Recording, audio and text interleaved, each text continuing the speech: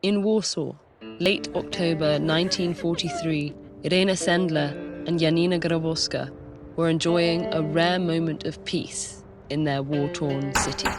But their laughter froze when they heard the Gestapo pounding on Sendler's door. Sendler rushed to the window to dispose of incriminating evidence, only to see more police patrolling below. Knowing she was minutes from arrest, she tossed Janina her most dangerous possession, a glass jar containing the names of over 2,000 Jewish children she'd smuggled to safety.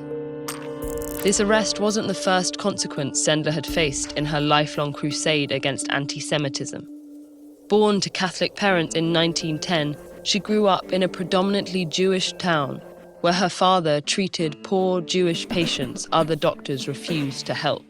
Irena was furious at the constant discrimination against her Jewish friends.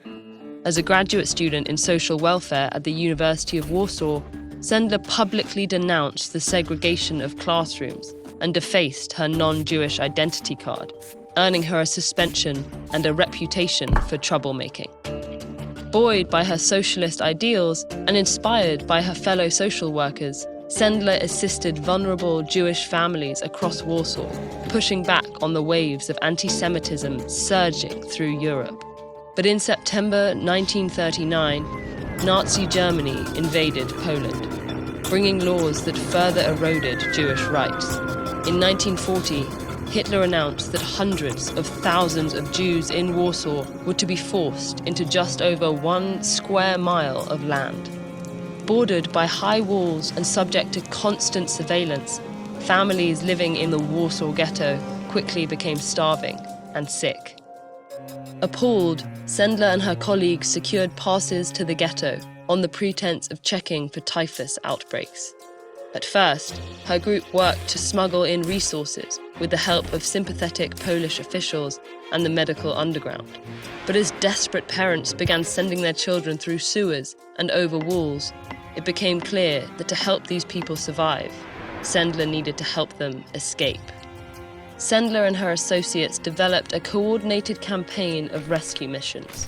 Children were bundled into dirty laundry, packed into boxes on cargo trains, and carried beneath the Gestapo's noses in coffins, toolboxes, and briefcases.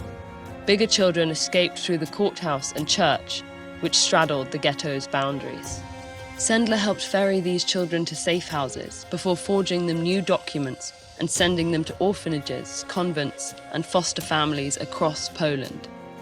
To retain their Jewish identities and keep track of every child, Sendler kept painstaking records on thin cigarette paper and stored them in glass jars.